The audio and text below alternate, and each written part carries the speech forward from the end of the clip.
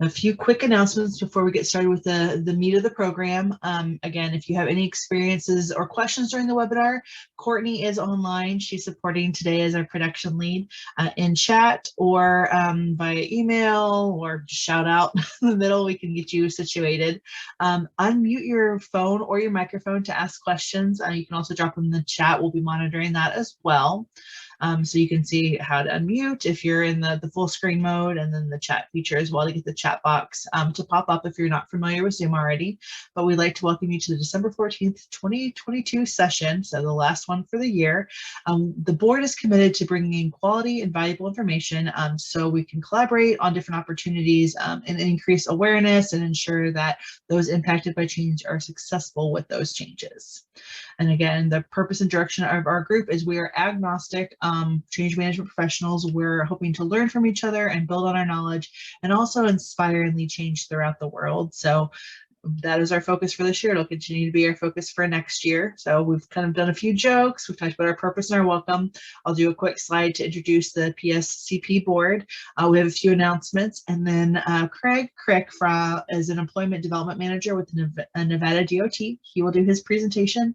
We'll have quick question and answer session and then closing. And so that'll be your hour. For me, it's my lunch hour. So that's why I'm like, oh, for my lunch hour, but I forget that. Denver, and I think we've got a few from other locations as well that are farther behind the time zone than I am. So again, our PSCP board, Michelle Malloy is Executive Director, Patricia Nord is our Program Support Leader, Corey Niemeyer is our Technology and Analytics Lead, Doug Oates is our Director of Strategy and Organizational Development, I'm Elizabeth Solchik, I'm your Communications Lead, and Courtney Osborne is our Production Lead. And with that, we do have a board opening for Director of Operations and Learning Development. Kind of list out some of the functionality that we're having as the board member roles, and we'd like to fill that for next year for 2023. If you are interested, you can send us an email at info@pscppractitioners.org. Tell us why you're interested in joining the board, the role that you'd like to serve, and how you're suited for that position. And don't forget, if you need PMI PDUs, there will be a survey link that gets popped up into the chat. I think Corey may do that. If not, I can work on trying. Yep, Corey says yes. We'll post that, so that way fill out that form. We'll get the PDU information sent out, so that way you get credit for those as well. So again, we would love for you to get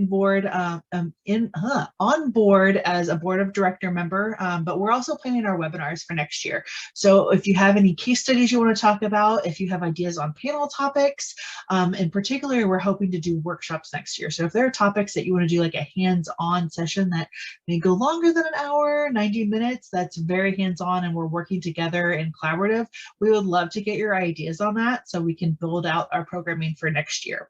And again, we are now part of the roundtable through PMI. So if you need your PDUs, claim those at the end and you'll get an actual 1 hour credit for that. And again, your voice is so important to us. So you can present, you can share information, complete the survey for how you'd like the webinars to go in the future, and always ask questions. You can find all of us on LinkedIn. You can send us an email. We're very easy to talk to, and we'd love to get your feedback on how we can improve the community practice here. And again, special thanks to Craig, because he's presenting today. He is going to talk about supporting change in senior leadership. I know as government sector practitioners, we're all familiar with the impacts of elections and how our executive leaders change around those times. So I have shared his presentation time today widely with my former state of Indiana coworkers because I think this is valuable. I think we've all kind of experienced that. So I'm going to introduce Craig. He is an employee development manager for the Nevada Department of Transportation. His recent projects include leading agency-wide initiatives in the areas of change management, strategic development, leadership, and employee onboarding. Before joining Nevada Department of Transportation in 2013, he served in a variety of learning, leadership, and organizational development roles within the private and public sector. Craig is also a ProSci certified change practitioner and holds an MBA from the University of Nevada. Go ahead and take it away, Craig. All right, thank you very much. I'm going to go ahead and share my screen.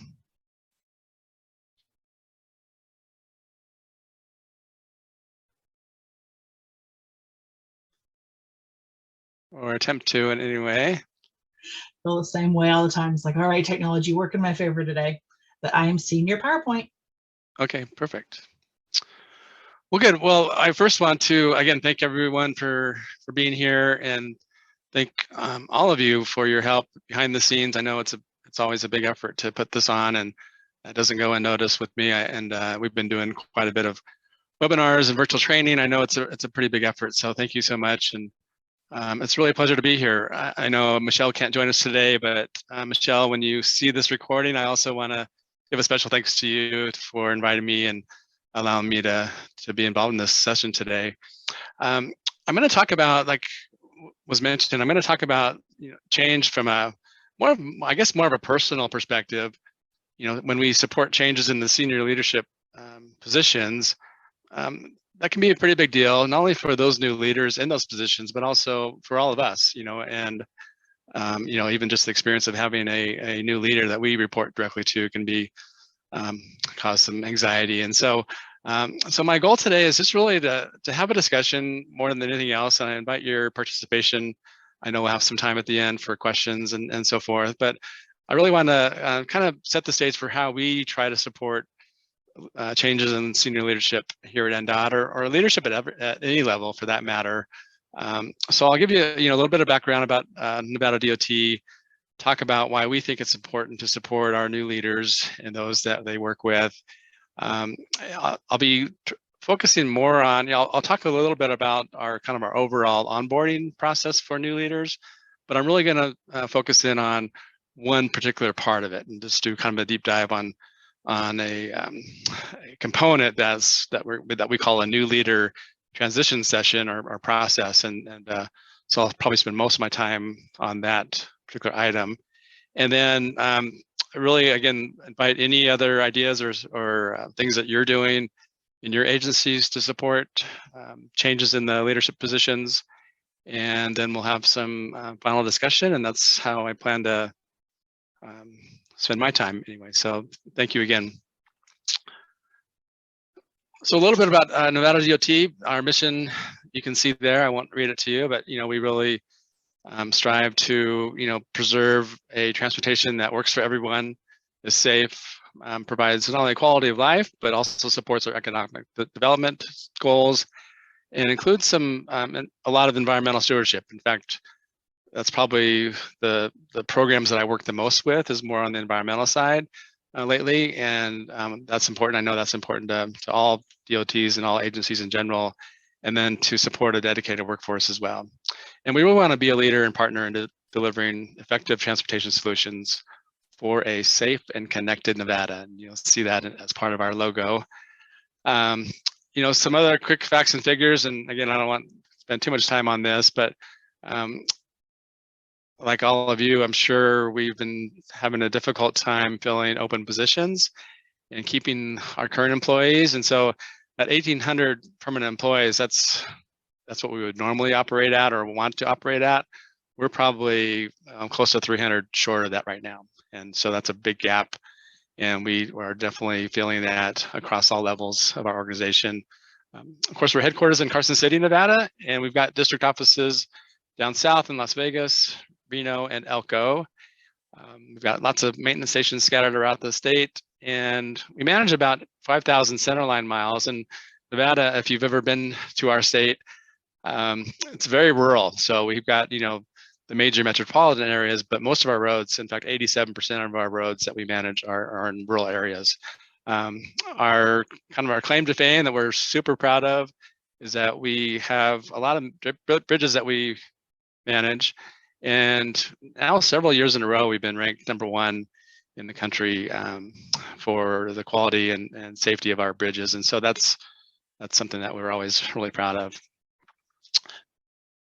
So I guess my first polling question, if we can kind of cue that up, since we're talking about supporting changes in senior leadership, my first question is, in this current year, as it comes to a close here in a couple of weeks, has there been a change in one or more of your senior leadership positions within your organizations? And however you define senior leadership, and I'll talk about how we do that here at NDOT.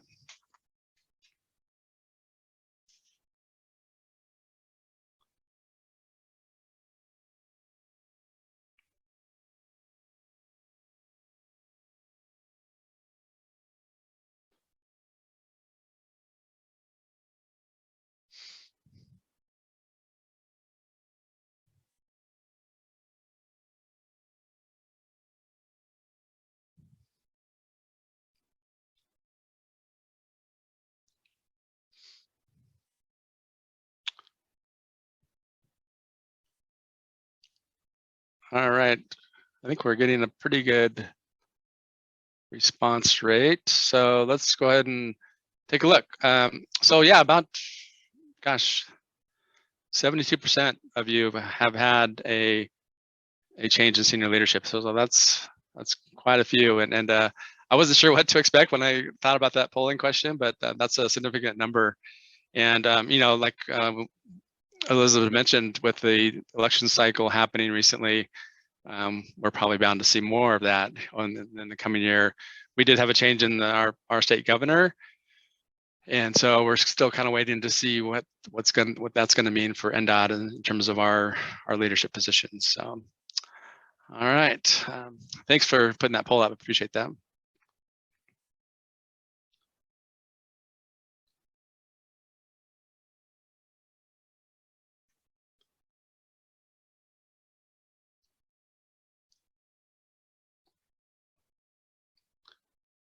Am I able to go back on to the presentation? I can see the presentation. Okay, it's not advancing on my end, so sorry about that.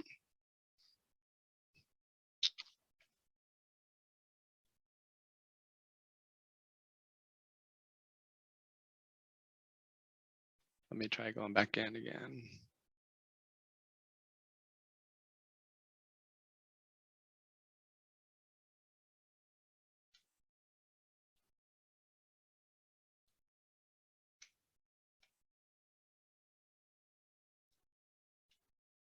Oh, there we go.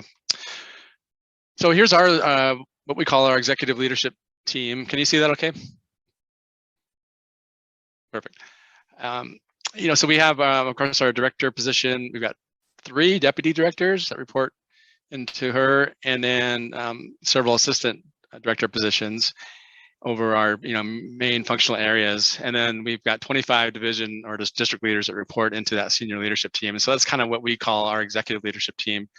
And I also wanted to share their tenure, and this is applicable to the topic today. And it's kind of interesting when you see those numbers, how long they've been in those positions. Our director has been here about a year, about 3.5 years. And then, but you'll notice down, especially in the lower area, we've got assistant directors anywhere from 1 year to 8 years. And so, and then overall, you know, the tenures were fairly new in these positions. And so I don't know if this looks anything like your organizations, but I find it interesting as far as the range of tenure that we have there. So, you know, a little bit of background for me with change management. I probably many years ago, I think the first book I read on change management was this great work by William Bridges, Managing Transitions. And even before that, I think he had a book called Transitions. And so it was really, you know, a kind of an important bit of research and the topic of change management. And so this quote I thought was really applicable for our discussion today. It isn't the changes that do you in, it's the transitions, and you know, change being situational. And so, for example, when we hire a new leader, that's the situation, or that's the change in itself. But the transitions is really important, and it's that process that people go through to just come to terms with that new situation and manage through that. And so I think that was very applicable to our topic today. And then, of course, if you've been using any of the ProSci change management model, they have that transition state right there in the center as well. And so, and they recognize that, you know, for change to be successful, it does require both the technical and the people side. And if you're going to get the results and outcomes that you want, both of those need to be managed really, really well. And we can't ever ignore the people side. And I think a lot of what I'll talk about today has to do with that people side of change.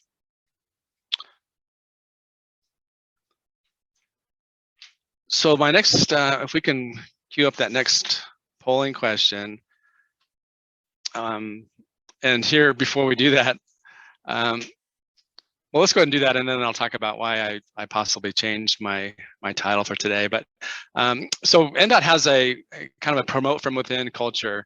In fact, all those positions that you saw there, with the exception of our director, came from within the organization. So I'm curious for all of you, what's your practice? What's your typical approach to filling those senior positions? Do you often promote from within, or are you often going outside and filling those from external candidates, or a little bit of both? And so I wanted to make sure I had that option as well.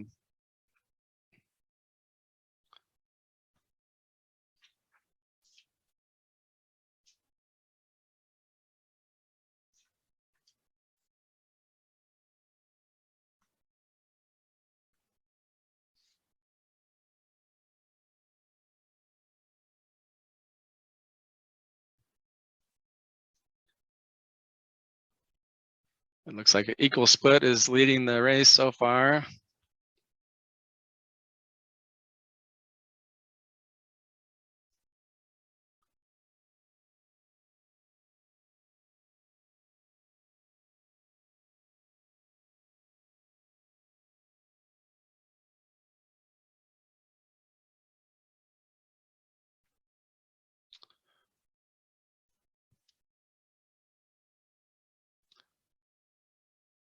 All right, I think we can go ahead and close it and share the results.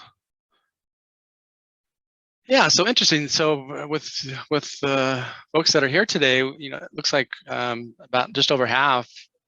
It's a pretty equal split between the two, and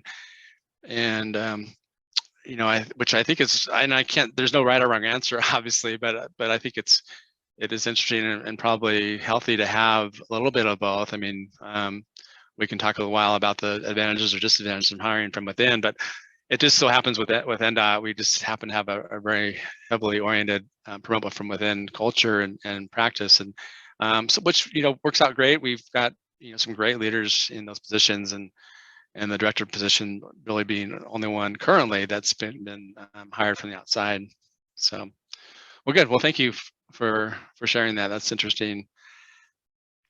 So you'll notice on my slide here, I made a slight change to the title, and I think when we hear, or when we talk about the topic of supporting changes in senior leadership, we're really wanting to support those transitions, and hence the name. We have a particular session or part of our process that's called the New Leader Transition Session. We do that on purpose.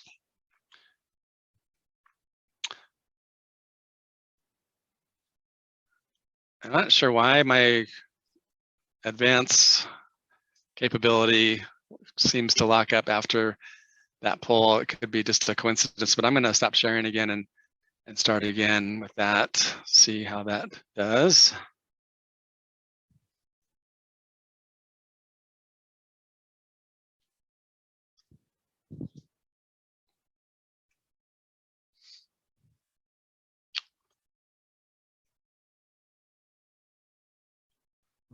That didn't work that time for some reason. Sorry about that.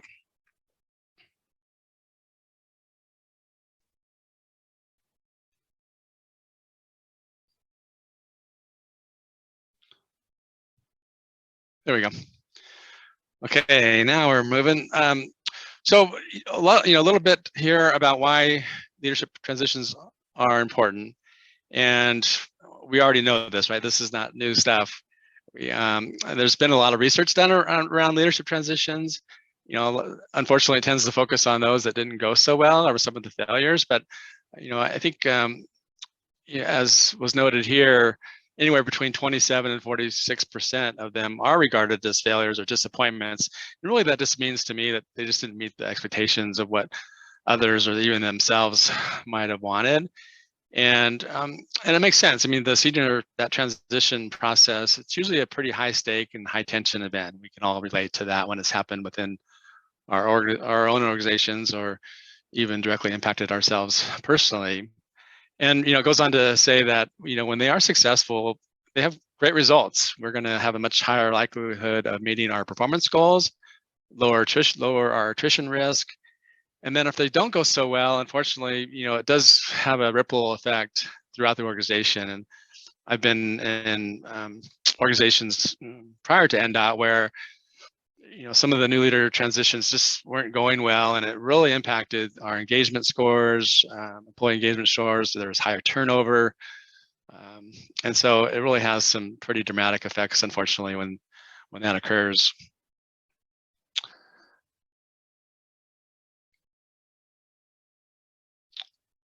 And another very personal thing about the leadership transitions is that they can sometimes really impact us directly. And I don't know about you, but I've had some changes in who I report to that have gone really, really well, and then others that have not gone so well, and maybe that's true for you as also. So it's a very personal type of change when that occurs. And I think you'd agree that just getting a new boss is just stressful, right? And so I think we all can agree with that. And so with that in mind, I thought I'd just have you put in chat this question. And we don't need to do a poll for this. I'll just have you put it in the chat. But with that in mind, if you were, say you were told, okay, Monday morning, you're gonna have a new boss, a new leader that you report directly to. And let's say you don't really know much about that person, already. Maybe they are coming from outside or external, and you weren't involved in the interview process, and it's kind of an unknown thing. What is one thing you would want to know about that person? Anything, no right or wrong answer. Just put in the chat one thing we'd often want to know about that person as they become our new boss.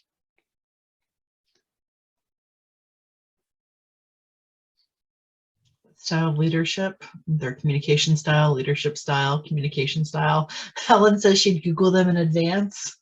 Lauren says, hope they're not a micromanager. Lizzie says, what makes them tick? Doug wants to know what their vision is. Corey asks if they're coming from government or private sector. Caitlin says their vision. Jonna says their temperament. Yeah, those are all really important things to know. I would want to know those things as well. Priorities, I see that.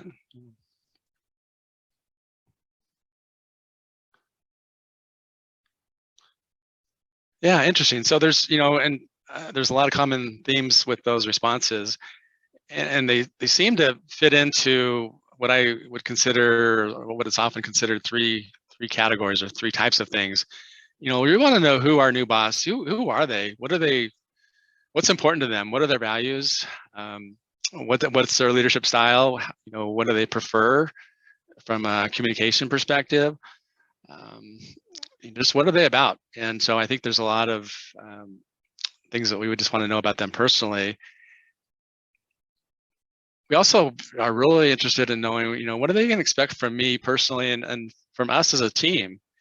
And so there's things that we're definitely curious about as far as the expectations go. And speaking of expectations, I think it's fair that we want to know what we can expect from them. And that gets back to some of the responses that you put in there as far as their priorities, their vision.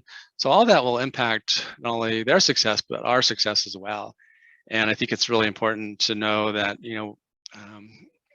we're naturally going to expect some things from them. And I think it's fair for that to be the case.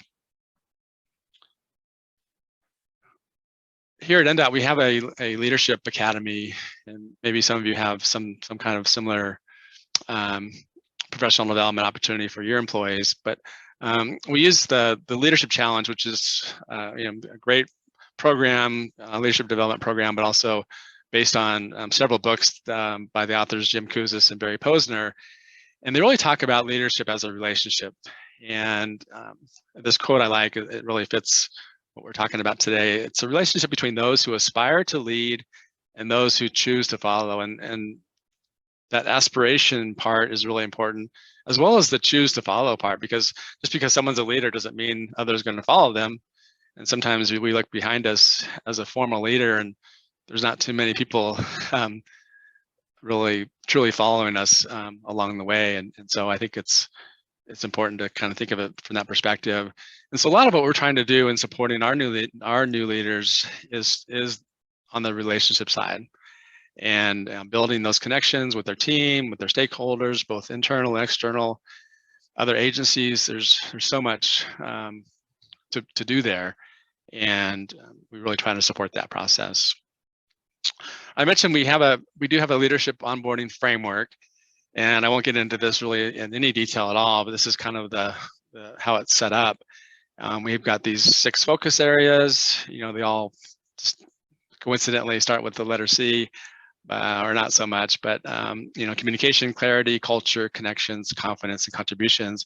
And so our goal with our onboarding in that one particular session that I'm going to talk about really hits on all of those, I think, quite well.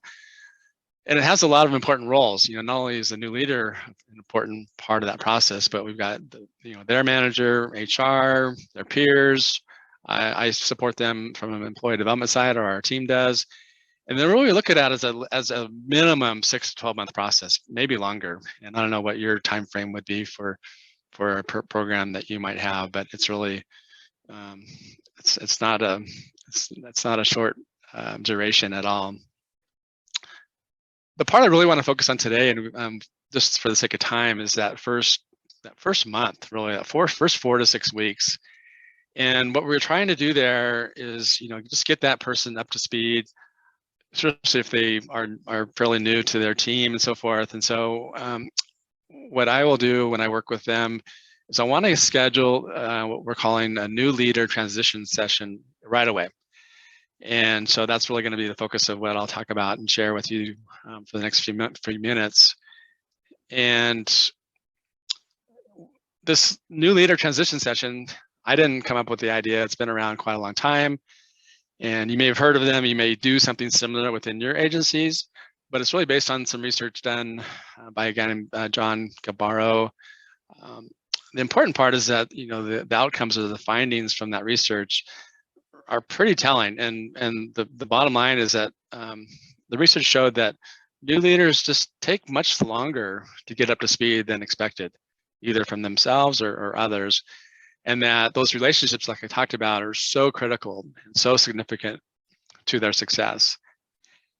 And they also found in the research that if the leaders did receive some meaningful and structured support during that really critical transition phase, it was more likely that they're going to achieve success, not only more often, but also much earlier compared to leaders that did not receive that same kind of support.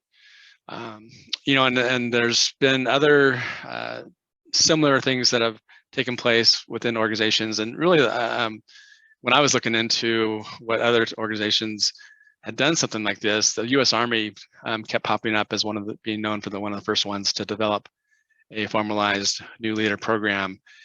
And the format of the actual session is based on a program that GE had been doing, and I'm assuming continues to do with their new leaders.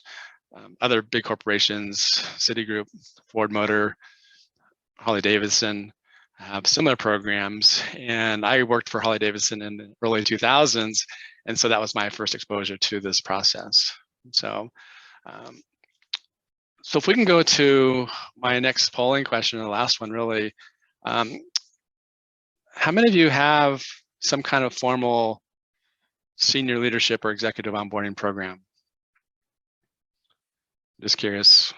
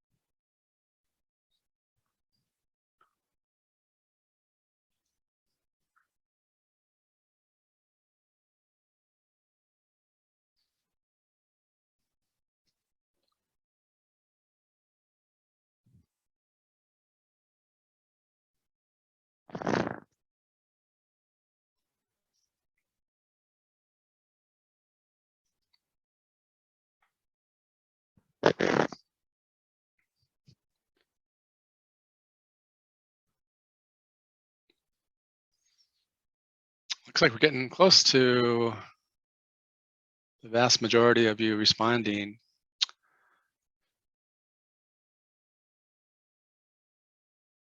All right, let's go ahead and share the results.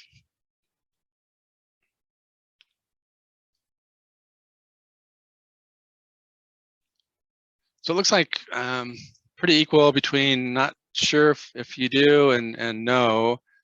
But a good number of you do have something in place, and so hopefully later on in our Q&A we can hear more about those. And I'd just be really curious to hear how you're supporting your leaders through some kind of onboarding or similar process. So thank you for that.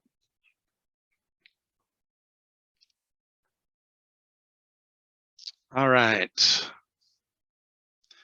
So, what we found, and I think this has been proven through other organizations that have done these sessions, it really, as far as the benefits go, it really does give employees a clear understanding of their expectations. And that was one of the things that you mentioned, wanting to know about your new boss, right? Is what do they expect? What are their who are they? What are their priorities, their values, things like that, leadership style. It does tend to jumpstart that really productive, positive work environment that builds trust, productive working relationships.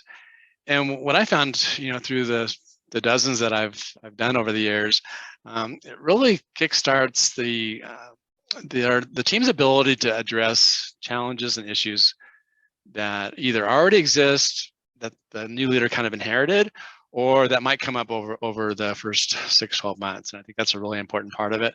It does go a long ways in helping set priorities, including addressing those key challenges, setting some goals. Process improvement comes into play, like easier and better. And there's obviously a team building component as well.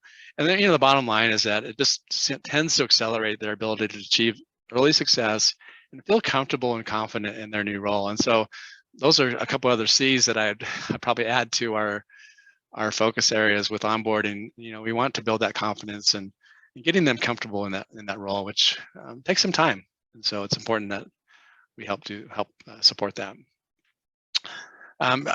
Just a real quick hit on how we do it here at NDOT. Some key steps. Again, this is within the first month or so, ideally. And so I'll meet with the new leader, kind of get a sense for what they would like to accomplish with the session. One of the most difficult things, and maybe you've found this to be true with your organizations as well, is just getting it scheduled. It's about a 3-hour minimum meeting. I've tried to do it shorter. It just doesn't work to do it any less amount of time. And so getting it on everyone's calendars, and everyone's busy usually, so it's a challenge, but we get that thing scheduled. I do send out a survey in advance to all the participants. It is an anonymous survey, and I'll show you the questions that I ask, or that we normally ask, a little bit later on. We actually conduct the session, usually do it like in the morning or afternoon, ideally, and then hopefully that we do some follow-up as well. And I'll get into a little more detail with each of those steps, but we're gonna try to get this thing done and look over those survey questions with the new leader within the first 3 or 4 weeks. And here's those questions, and I know it's a lot to read and see on one screen, but I wanted to share them with you, and know that these are not set in stone. These are the ones that we typically ask in the survey ahead of time. I think they hit on the things that you all mentioned as far as what you want to know about our new boss, but it also sets this tone for what is usually a pretty dynamic and robust discussion during the actual session itself. And so again, I won't read these to you, but let me know what you think. I'd love to hear your feedback on these questions, and if you think they might work for your organization, if you're going to ask something similar.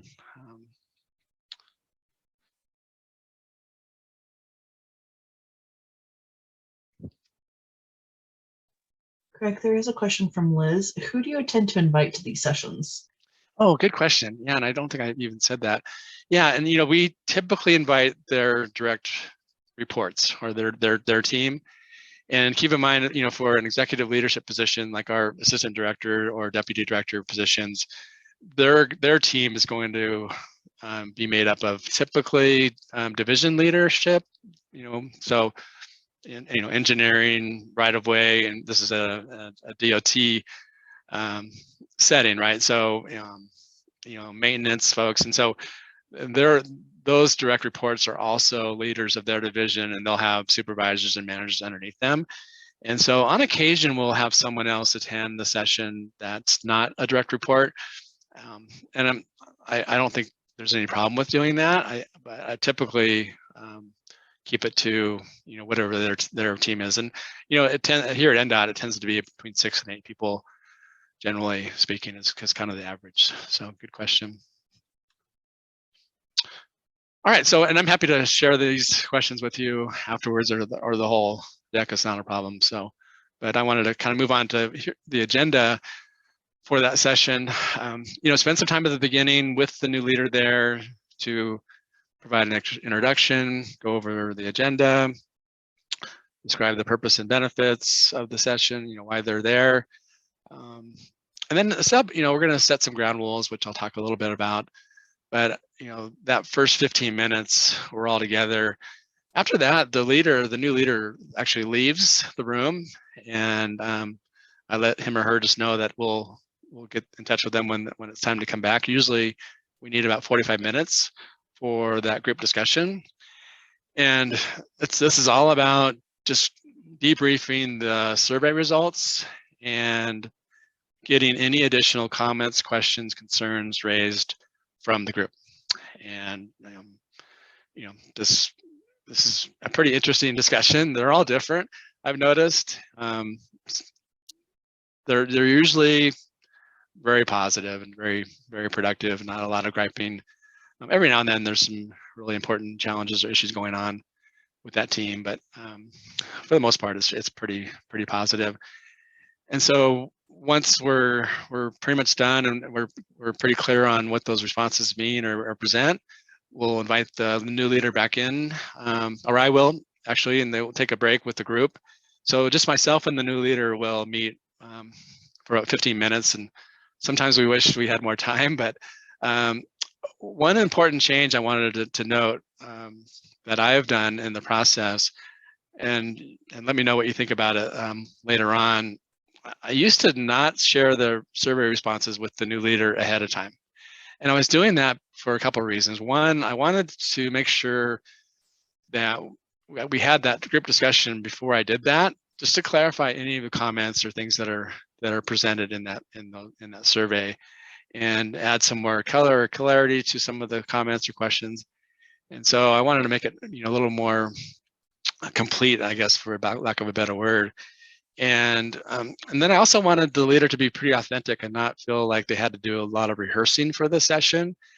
And I got to tell you, I decided a couple of years ago to start sharing the responses with the new leader at least a couple of days in advance.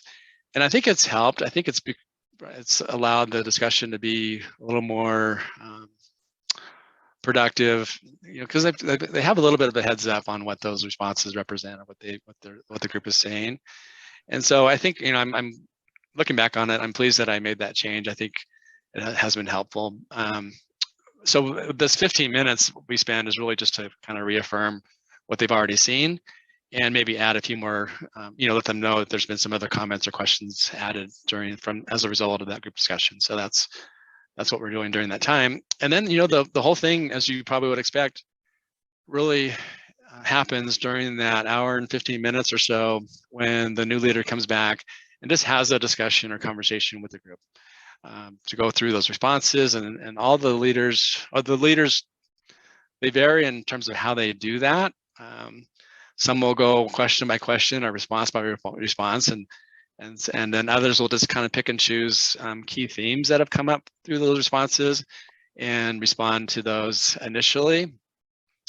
And speaking of the ground rules, and so one of the biggest or most important ground rules that we set from the very beginning is that, imagine if you were the new leader in this session, you'd probably feel a little bit vulnerable, wouldn't you? I mean, I think there's definitely a vulnerability side of that, and so I don't want that leader. They're already probably anxious about it, so I don't want them to feel obligated at all to have a great answer to all the questions that they have asked or all the comments that they put in the survey. And so the biggest ground rule is that we need to allow that new leader some grace, some patience, and say, you know what, whatever you want to share or you're able to share in response to those survey responses is great. And so they're not obligated at all to go through every question or every response. And I think that's been pretty helpful. And then really that's about wrapping it up and deciding on any action items or next steps as a result of the session. So, and I'm, again, later, and I'll be wrapping up here in a few minutes. And if you have any questions about the agenda or kind of how that works, I'm happy to share that. We do a follow-up every couple months. I try to check in to see how things are going, any current or upcoming challenges, and really more than anything, what additional support they might need from me or from my team. And with that, and Courtney, I forgot to put the question slide in there, so I apologize for that. Okay. So we're right at 9:40. Looks like 9:41. So I'll let you take it away as far as if there's any questions or things that come to mind. There are a number of questions in chat already. Let me go back up. Doug wanted to know, to follow up on Liz's question about who you invite, is there a new leader session with the executive supervisor or peers? Let's say there's a new leader session with executive supervisor peers. Yep. So like their executive supervisor or their same level of peers as they come in and on board. Oh, you know what? Nothing formal. I think what I've said when we scheduled this particular session is that whatever else they're doing, what other meetings or sessions they're having that are similar or different than what we're doing is great. And so we see this as a complementary to whatever else we're doing. And so my guess is that they are having those meetings. I just haven't been part of those in terms of being a facilitator. And this is kind of like a follow-up question that Dan mentioned just as a comment. He's like, this is not only great for executive positions, but also any supervisor. And I didn't know if at NDOT, if you're seeing kind of at that trickle down where at the frontline supervisors, if they're doing something similar. Yeah, I'm glad that was asked. I meant to mention that earlier.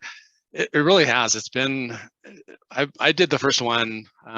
So that earlier slide when I showed our tenure of the leadership team, Sandra Rosenberg has been in her assistant director position for 8 years.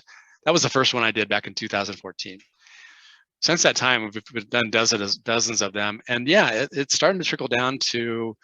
I'm not sure all the frontline, not so much the frontline supervisors, but I've done that session for many of the division heads. And I've shared the survey questions with many supervisors that they've just taken it upon themselves to get that feedback or input ahead of time, which I think is awesome. And so, yeah, and I couldn't agree more. I think it's not exclusive at all or meant only for senior leadership changes. It really could be helpful for any supervisor, new person coming on board. And to piggyback on that, in terms of like the adoption to other areas of NDOT, how is success of this program measured? How has the program evolved since its launch? We talked about kind of like other areas, but has content grown? Has anything else kind of changed over the 8 years? Yeah, I appreciate that. During the follow-up part of the process, I want to collect that feedback and get a sense for how things are going. And during that time, and I will say it's mostly anecdotal. We haven't done any formal evaluation studies as of yet, but for the most part, people have just really appreciated it, both from the new leaders' perspective, but also from their teams. And anecdotally, things that have come up is that the trust factor is so much more mature, I guess. That kind of that awkward, who are you, kind of what can, what's safe for me to say or not say, even some of the decision making things that get a little bit challenging. How much input do you want on decisions versus, is this my call or your call or our call?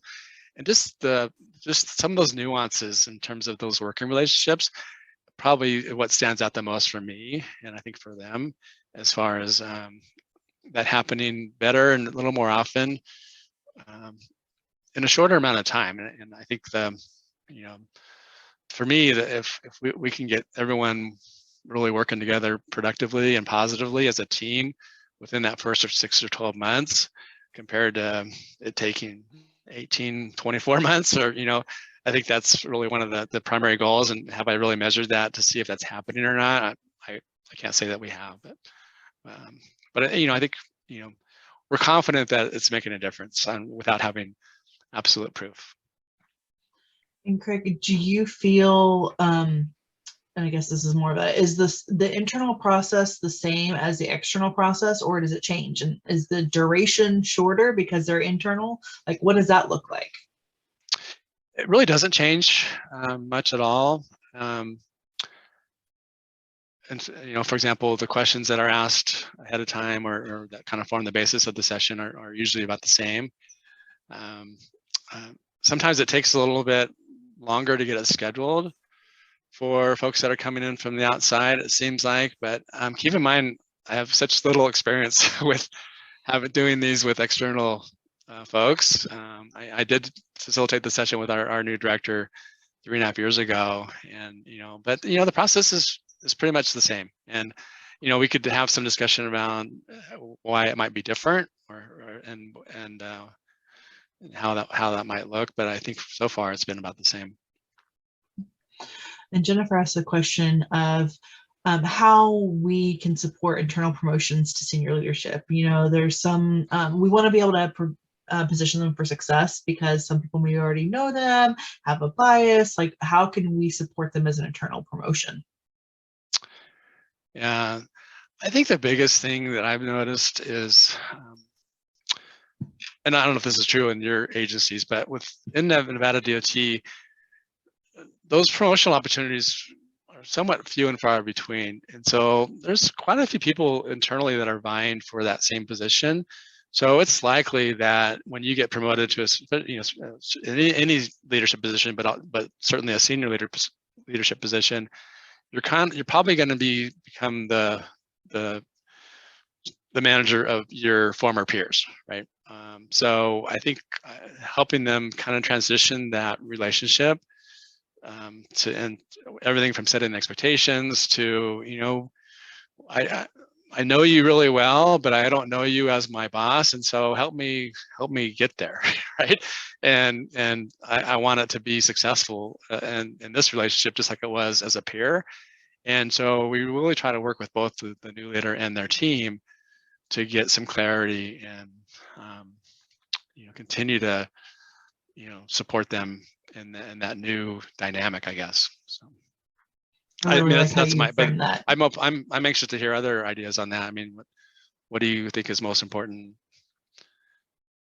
And feel free to come off mute as well if you don't want to use the chat feature to ask questions. Craig, I have a question. It's a little shoot off of what we've been talking about, but at the beginning you made a really good point about elections impacting leadership and you having a new governor. And I was just curious if you have an overall strategy related to that process and new regime. I know when we had our new governor just got reelected, but oh my gosh, it was a lot of change, a lot of transition, and I feel like we're just getting normalized 4 years later. So I'm just curious if you have any strategy related to that transition. Yeah, and great question. I'm curious myself what's going to happen here in Nevada.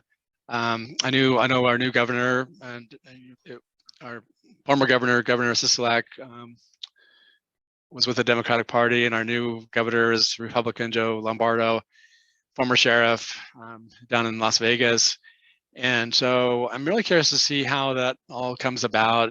He's already formed his transition team, and this is, we're one of many state agencies that report into the governor's office. And so I really don't have any insight to share about the process on that end.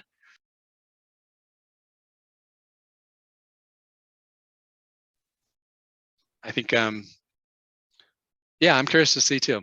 So I'm not quite sure, but it'll be interesting. I'm going to follow up on Patricia's question, and this is coming from like that change management communication perspectives. Are there any like toolbox templates that tend to be used during that transition period from the executives to the frontline managers to the employees to kind of ease some of those fears, particularly with agency turnaround where you haven't had employees experience the transition during election season? Yeah. Well, I mean, I think any change management support is helpful, and all the tools and resources that would go along with that. And and I know there's several, one of the things that the ProSci model includes, and Gary, I know you're on, and others that may be using ProSci. One of the things I use a lot is that that change impact assessment, where you go through like 10 different areas of possible impact, everything from business processes to reporting relationships to you name it, technologies or systems, all kinds of things. And so I think just using those tools and resources to support this type of change management, just like you would with any other change in the organization, I think can be really useful. So I would definitely encourage that to happen.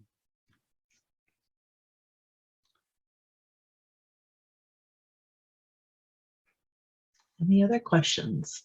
Feel free to come off of mute as well, or put them in chat.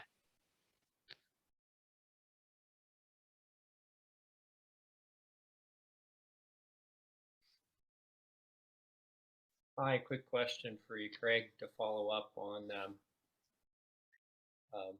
the tool set, the change impact index, and a lot of the metrics and analysis goes through some of the ADCAR barriers and whatnot. Have you found that insightful to, let's say, look at it from the start and then maybe go back over time and see if some of those scores or indicators have changed? And I've tried to do some of that, and it's a work in progress, but would be interested to see your outcomes. Thank you so much. Yeah, you know what? That's really interesting. I haven't for this particular change initiative, I haven't utilized those barrier points with the ADCAR model to measure and kind of get an assessment around that. I kind of have done it maybe informally along the way, but that's a really good idea. I think I'm gonna try to do something like that. I think it'd be really interesting. What he's talking about, the awareness, desire, knowledge, ability, those kinds of things that come along with any change, and they certainly are applicable to this change as well. So just in a little different form. Great question. Thank you. I like that idea. Thanks, Craig. Really appreciate your presentation today. Learned a lot. Good. Liz what other questions? Asks, how do you integrate with the talent development or the learning teams at the agency, particularly when you first implemented this program 8 years ago? Yeah, and I had come from the private sector most of my career, and including my time with Harley Davidson, and so I was excited that first of all, that people were interested in having this kind of work done, and so we do try to integrate, and we're in partner with our HR team and talent development team, and I was on the learning team at the time in a different role, really brought in to help with the Leadership Academy and kind of revise some of that. But yeah, we try to, and we didn't talk too much about the overall onboarding process, but yeah, any training or learning opportunities or additional resources that we can use to support the leadership, the new leaders especially, along with this component, can only help, and we try to engage those folks as much as possible. Unfortunately, with our agency, our poor HR folks, I mean, bless their hearts, they are so overloaded with things other than being really proactive on the leadership development side. I'm almost always hesitant to ask for their help because they're so overloaded. And so, but if I were to ask our HR director, she she would say, oh, she would love to spend more time on things like this and devote some resources to it. So, Right. great questions. Thank you. Well, we have about 5 minutes left, so I'd like to do like maybe 1-2 last questions and then quickly just show how to connect with us on LinkedIn, our website, etc. So, see if there are any last minute.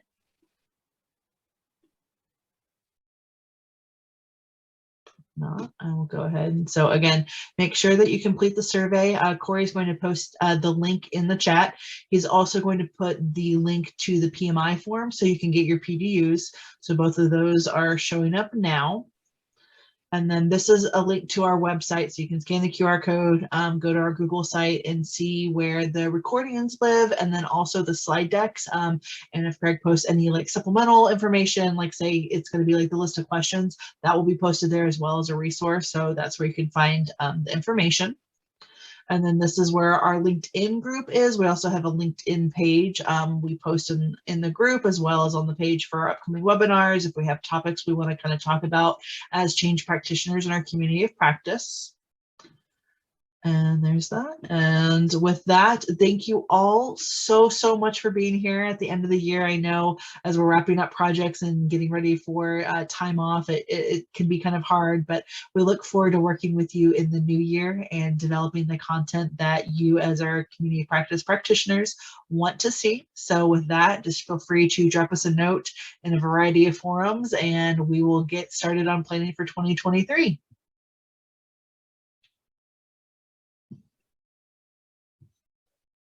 Yay. Thanks, everyone. Thank you. Thank you, Greg.